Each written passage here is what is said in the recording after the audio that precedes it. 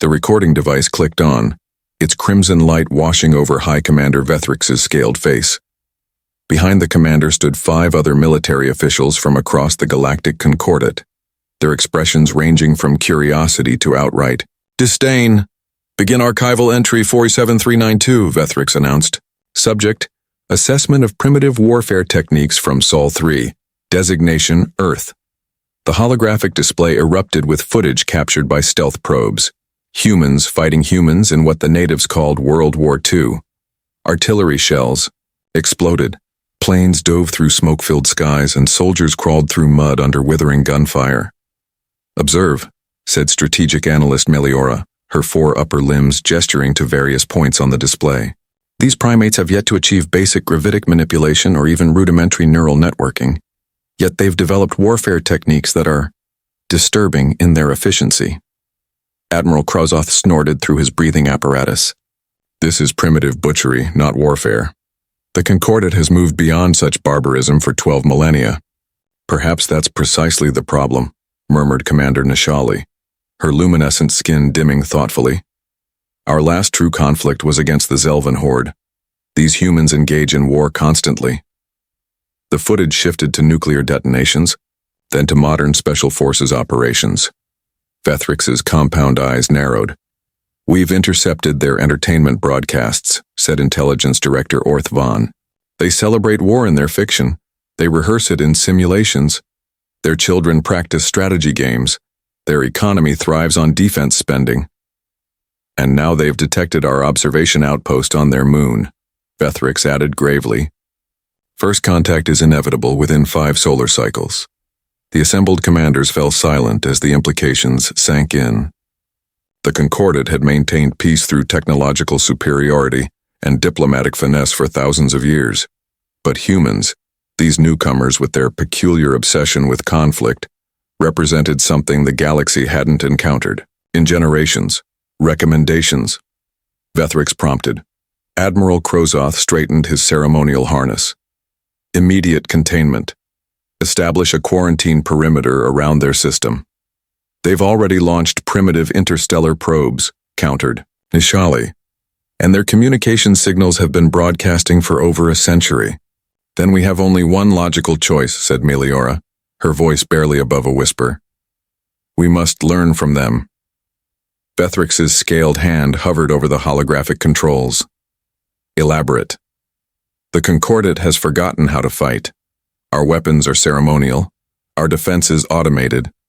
If these humans continue their technological progression on their current trajectory, while maintaining their warrior culture." The unspoken truth hung heavy in the chamber's recycled air.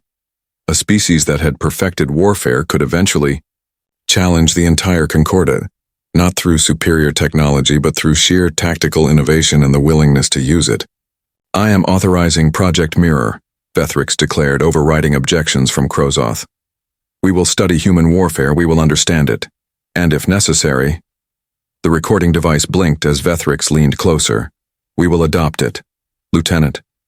Commander Ravek felt his secondary heart flutter as the human delegation entered the neutral space station. After 3 years studying Earth's military history, he still wasn't prepared for the reality of meeting actual humans. "They're smaller than I expected," whispered Analyst Zul beside him. The human delegation was led by Admiral Eliza Kazarian, a weather-worn woman whose unassuming appearance belied the fact that she commanded Earth's newly formed space defense fleet. Behind her walked representatives from various Earth nations, military officers, diplomats, and scientists. "Welcome to Nexus Station," announced High Commander Vethrix. "The Galactic Concordat extends greetings to Earth." The formal pleasantries proceeded according to protocol, but Ravek couldn't help noticing how the humans scanned every entrance, noted every guard position, and maintained formation even during the supposed relaxation of the welcome ceremony. Later, during the cultural exchange banquet, Ravek found himself seated beside a human military historian named Dario Vasiliev. "Your species has an unusual relationship with conflict," Ravek ventured, carefully using the translator embedded in his vocal sac. Vasiliev sipped the synthesized wine. "You mean because we keep killing each other?" Because you've elevated it to an art form, Ravek corrected. My research team has studied your art of war by Sun Tzu, your Clausewitz, your military academies. Few species in the Concordat devote such resources to understanding combat theory. Necessity, Vasiliev shrugged. When everyone's trying to kill you, you get good at it or you die. Across the room, Admiral Kazarian was engaged in quiet conversation with Vethrix. Ravek's enhanced hearing caught fragments. Something about the Marilyn pirates who operated in the Galactic Rim. These pirates, Kazarian was saying, they've attacked 3 of our colony ships already. Regrettable, Vethrix responded. The Concordat maintains a containment policy, but the Rim systems are difficult to patrol. We'd be willing to assist with that, Kazarian offered, too casually. Ravek felt a chill. The humans had been in space for barely a decade, and already they were offering military assistance to a galactic civilization thousands of years their senior. Your species faces many adaptations before integration into the Concordat, Vethrix deflected. Later that night, Ravek accessed the classified security footage from the humans' quarters. They weren't sleeping. Instead, Admiral Kazarian had gathered her team around a makeshift tactical display. They're hiding something, she was saying. Their technology is centuries beyond ours, but their security posture is negligent. No military escorts for diplomatic personnel. Minimal weapons on their vessels. It doesn't make sense. Unless they've forgotten how to fight, suggested one of her officers.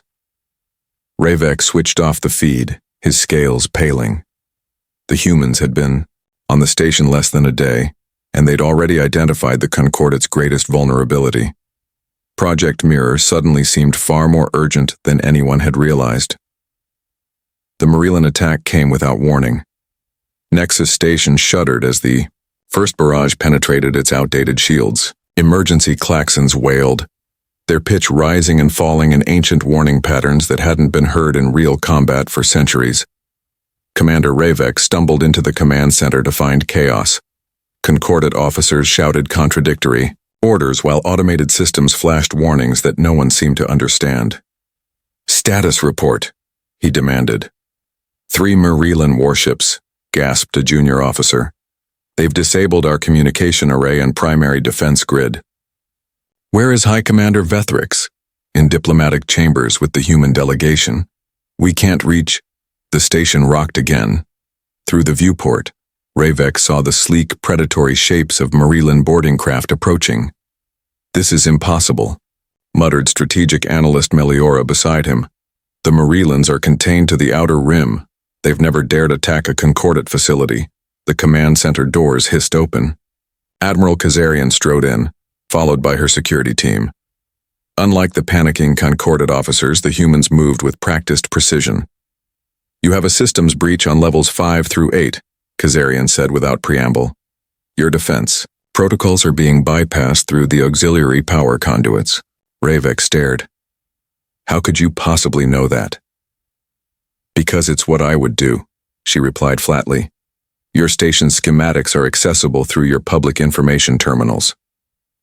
Before Ravek could process this security nightmare, Kazarian had taken control of the situation, directing her team to tactical positions while interfacing with the station's systems. Your weapons are offline, but we can reroute power from the diplomatic wing, she explained, her fingers dancing across the alien controls with surprising proficiency. And your automated defenses can be manually overridden. When the first Marilyn boarding party breached level 7, they expected to find confused Concordat officials ripe for capture. Instead, they encountered a hallway reconfigured into a killing zone, with makeshift barricades and repurposed maintenance equipment fashioned into defensive positions. The humans, alongside a handful of Concordat security officers who'd followed, their lead, had transformed the station's geography based on principles of urban warfare that dated back to Earth's 20th century. Ravek watched in astonishment as Admiral Kazarian directed the defense with cold efficiency, predicting the Marilyns' movements and countering their advances before they happened. They're targeting your central database, she said, studying a hastily assembled tactical display. Classic raid pattern. They want information, not conquest. How are they penetrating our security so easily? Meliora asked, her voice trembling. Because your security is designed to impress, not to function, Kazarian replied without looking up. Peace has made you forget that an adversary will never follow your expectations.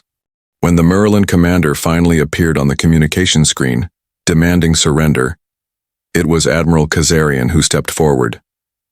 "This is Admiral Eliza Kazarian of Earth," she announced. "Your boarding parties on levels 5 through 8 have been neutralized. Your ship's engine signatures have been recorded by our vessels. Withdraw now or face extinction." The Merlin commander's faceted eyes widened at this unknown species delivering ultimatums on behalf of the Concordat. "The humans fight for the Concordat now?" he chittered in disbelief. "No," Kazarian corrected with a cold smile. "We're just getting to know our galactic neighbors. Consider this a professional courtesy." After the Merlins retreated and emergency systems were stabilized, Ravek found Kazarian studying the station's defense schematics. "Your entire security system needs an overhaul," she said without looking up. "We can help with that." "Why would you?" Ravek asked. Kazarian finally met his gaze. "Because the galaxy just got a lot smaller, Commander, and humans prefer dangerous neighbors who owe them favors to dangerous neighbors who don't. The Concordat Grand Chamber had never hosted a species with less than 2 centuries of spaceflight achievement, until today."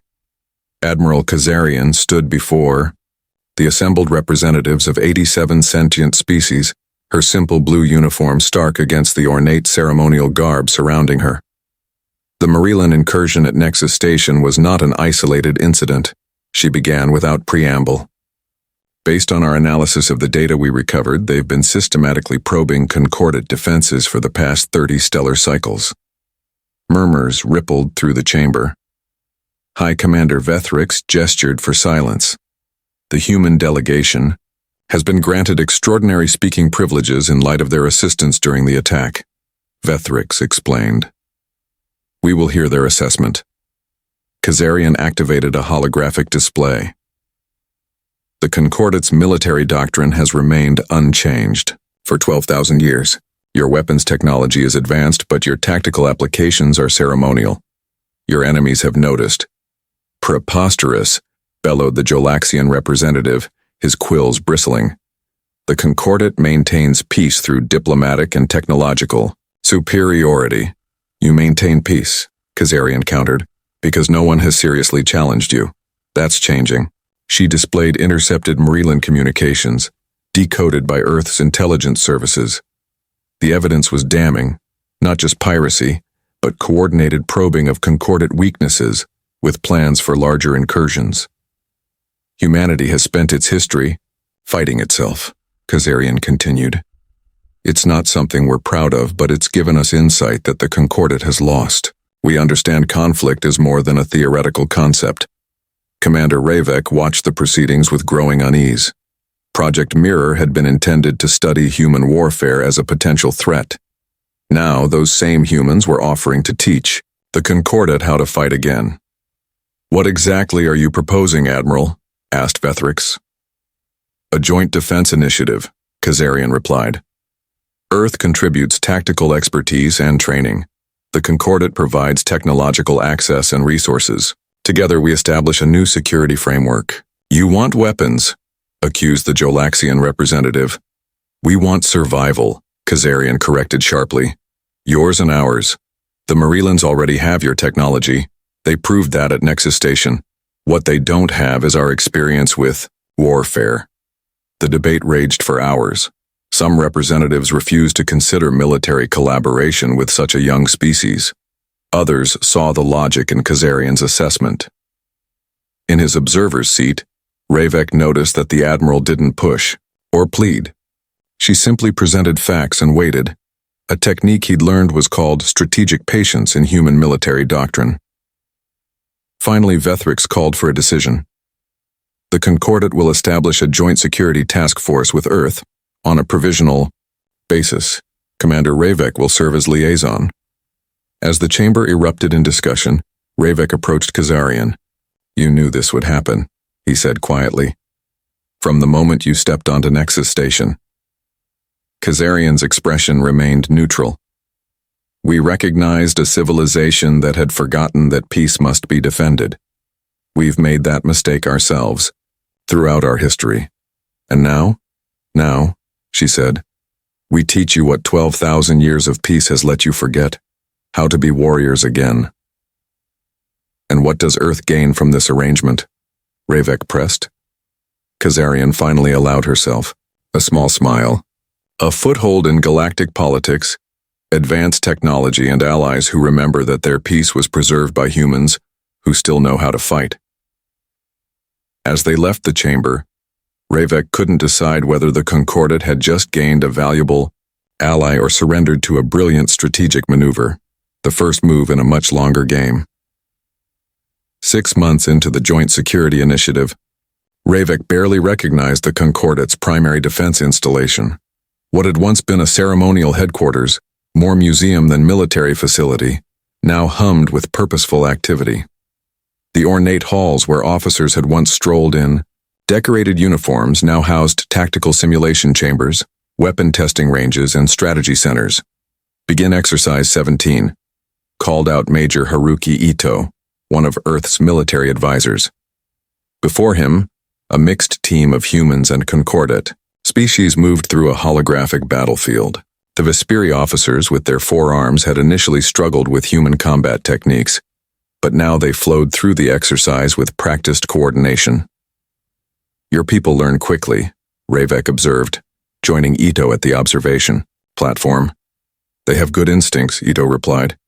Just buried under millennia of disuse, the transformation extended beyond training. Earth engineers working alongside Concordat technicians had redesigned defense systems with an emphasis on redundancy and adaptability, concepts largely abandoned by Concordat designers who prized elegance and efficiency. In the naval yards orbiting Concordat Prime, the massive peacekeeping vessels were being retrofitted with what humans called asymmetric response capabilities. Systems designed not just to overpower opponents, but to counter unexpected threats. Not everyone embraced these changes. Many elder officials had resigned in protest, and some planetary governors had withdrawn from the initiative altogether. The Galaxian delegate had formally accused Earth of militarizing a peaceful civilization. Kazarian had simply responded, "Peace is not the absence of strength, but its judicious application." That philosophy was being tested today. Intelligence reports indicated Marilan forces gathering at the edge of Concordat space, a fleet 3 times larger than the one that had attacked Nexus Station. They're testing our response, Kazarian explained during the emergency council meeting. They've observed our increased activity and want to assess our capabilities before we're fully prepared. Then we should negotiate, suggested Ambassador Lorix, his tentacles writhing anxiously. Perhaps offer concessions to delay. No, interrupted Vethrix firmly. The Marilans interpret negotiation from a position of weakness as surrender. We implement Operation Deterrent. Operation Deterrent. The name still sounded strange to Ravek, a human concept of demonstrating overwhelming force to prevent conflict rather than simply responding to aggression.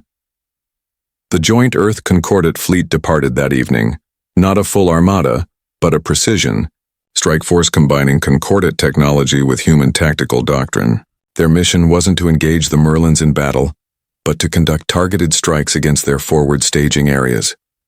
We're not fighting a war, Kazarian had explained. We're preventing one.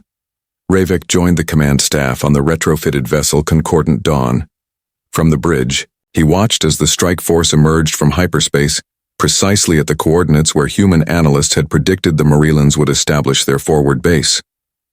The Marilan commanders, accustomed to the predictable patrol patterns and diplomatic warnings of the old Concordat, found themselves facing an enemy that struck without announcement at their most vulnerable position.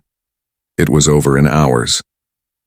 Key Marilan assets destroyed, their supply chains disrupted, their tactical advantage eliminated before they could mobilize their main force. As the fleet returned to Concordat space, Ravek studied the after-action reports with a mixture of awe and unease. The humans had transformed the Concordat's defenses more thoroughly than anyone had anticipated.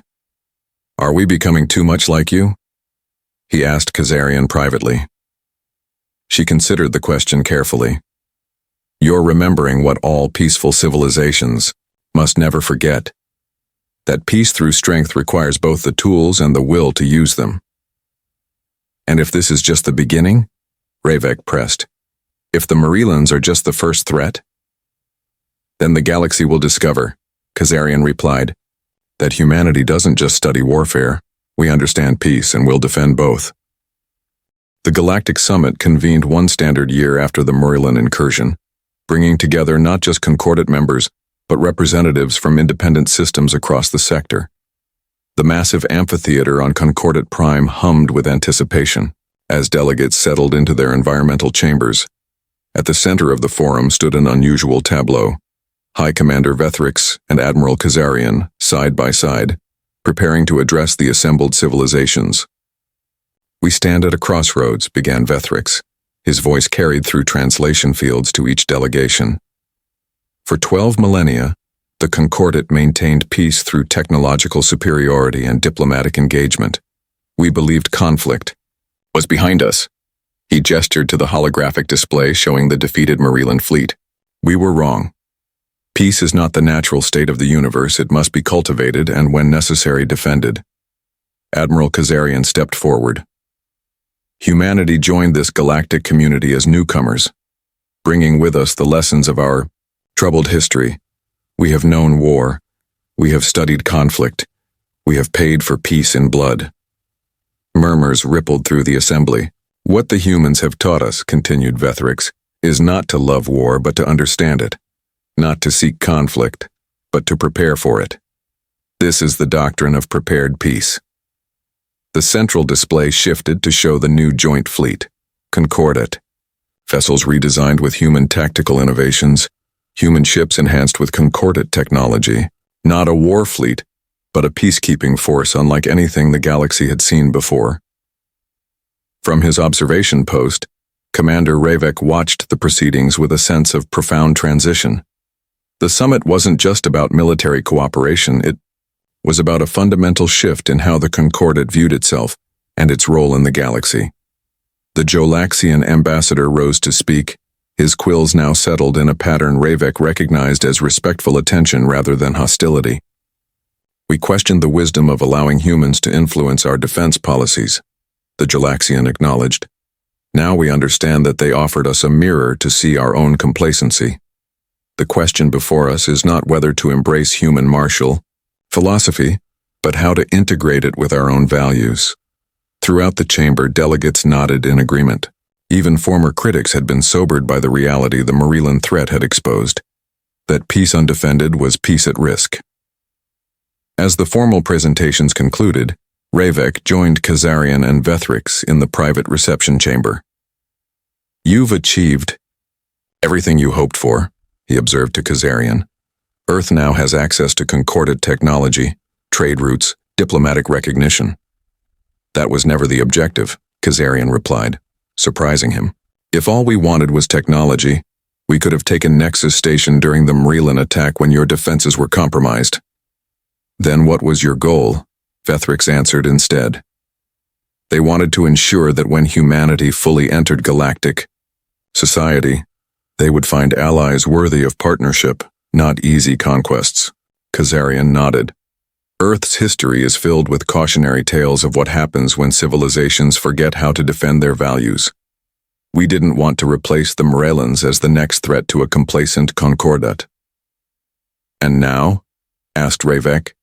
Now, said Kazarian, looking out at the assembled representatives of 100 worlds, we build something neither of our civilizations could have created alone, not just a defensive alliance, but a new understanding of how peace is maintained across the stars. As the summit concluded with the signing of the Earth Concordat Charter, establishing a permanent Joint Security Council, Ravek reflected on the classified recording that had started Project Mirror 3 years earlier. High Commander Vethrix had worried that humans might one day challenge the Concordat through their warrior culture and tactical innovation. Instead, they had become the catalyst for its renewal. The Marelans and other potential threats now faced not a complacent giant reawakening to warfare, but a civilization that had rediscovered its strength while maintaining its commitment to peace.